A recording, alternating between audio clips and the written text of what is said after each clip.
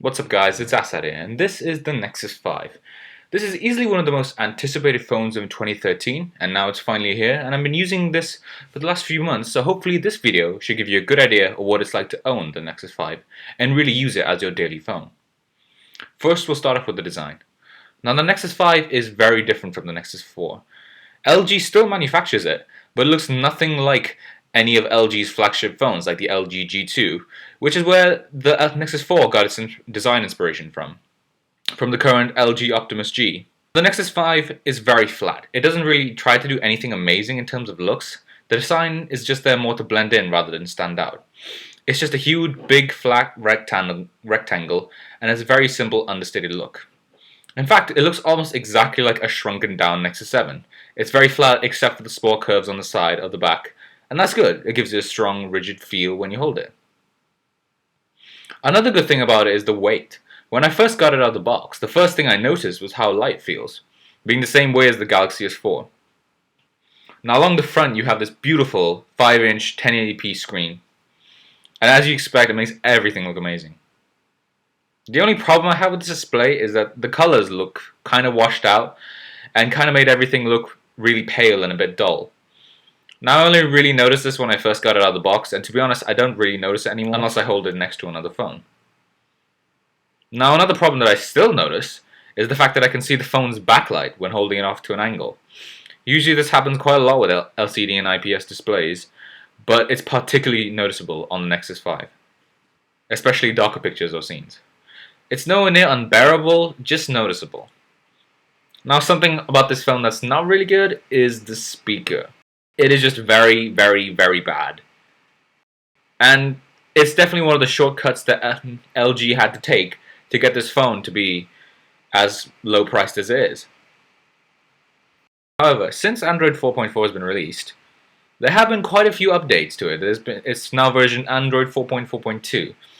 And one of those updates did fix a bit of the speaker problems. So it is bearable now, but don't expect the speaker to be impressive at all. Since those Android 4.4 updates, the camera has also improved quite a bit. The takes are decent. There is a good amount of sharpness and color, and the updates do definitely improve the speed of the picture taking. So it's definitely enough to share photos on Twitter and Instagram and all the like. But it's still not a great camera. Again, it's one of the cuts that LG had to take to get this phone to be as low as price, and this is definitely one of those cuts.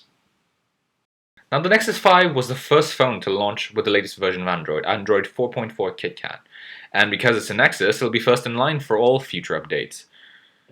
Now probably the best thing about this phone is the performance. Not only do you get the latest version of Android without any kind of skin, but you also get quad-core Snapdragon 800 with 2 gigs of RAM, and the performance, as you would expect, is buttery smooth. You never feel any kind of stutter or delay, apps load quickly, and multitasking is smooth as ever and fast, and just the phone feels great when you use it as your daily driver. I also think it has one of the best looking versions of Android. It runs the Google Now launcher that brings a lot of transparency and minimalistic design that I love so much, and tries to remove all that sort of hollow blue look with the black and blue in previous versions of Android. Now on to the battery life. Inside the phone there is a 2300 mAh battery, and the battery life is actually pretty average, even though Android 4.4 is supposed to be less power demanding and less memory intensive. You still get pretty average battery life. It's not really impressive, but it's not really as bad as some of the phones like the iPhone. But I still have to bring a charger with me when I go around and about. And if you can live with that, then this phone should be fine for you. Now the bottom line is that the Nexus 5, without its price, is a really great phone. Now, with its price, it's in a league of its own. If you really want a phone with no compromises, you could shell out $600, $700, somewhere around that price for a flagship phone with no compromises, something like the Samsung Galaxy S5 or the HTC One. But if you really want a Google-made pure Android phone that's first in line for Android updates, that performs excellently, then the Nexus 5 is really the best choice.